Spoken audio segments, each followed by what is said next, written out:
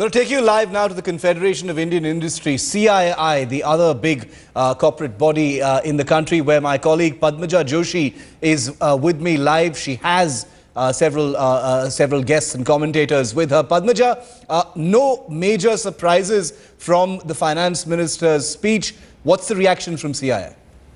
Said just now, it is the focus on the outcomes. It is the focus. In fact, let me put that question, Shiv, to Mr. Vinayak Chatterjee, Chairman of Feedback Infra. He's with us from the CII interim budget viewing session. It was pegged as a farewell speech. Do you think that it lived up to expectations or surpassed them, or did Mr. Chidambaram undersell his achievements? I think so far as the practical expectations from Indian industry was concerned, we expected him to do two things broadly in this speech. One was that he would not cross the red line of 4.8% fiscal deficit, that he would not announce any big populist measures preceding an oncoming general election. That was a fear. These were the two broad expectations. On one, he has surpassed himself. From 4.8, he has delivered a 4.6 under trying circumstances. On a bundle of populist measures, he has restrained himself. So I think industry is relieved. More than that, I think he gave something which may not have been fully expected. He announced a marginal excise duty reduction on capital goods and the automobile sector, which is certainly welcome. How much it will do in a demand-starved situation is still to be seen.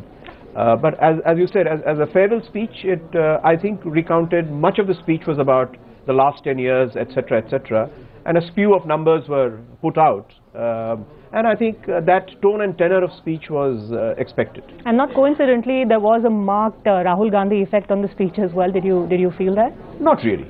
One rank, one pension, a number of, reaching out to women, students, all of that? Yes, I think the emphasis on students and a few other issues on entrepreneurial funds and to IFCI and a venture fund which was caste-based, which wasn't particularly welcome so far as I was concerned. But yes, there were a few buttons pushed on the social welfare and equity fronts, but overall it was a balanced budget considering the circumstances under which he was presenting it. And also almost seemed like a warning when he said that you do not want excessive socialism or majoritarianism. You want someone who is balanced. So in addition to spelling out what his vision was for the coming years, he also sent out a message to the people that be careful what you're voting for.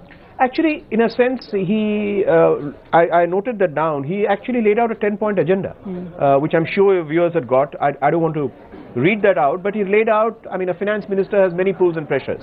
Within all of this, for him to pull out as a kind of an agenda for action, 10 clear points encompassing manufacturing, infrastructure.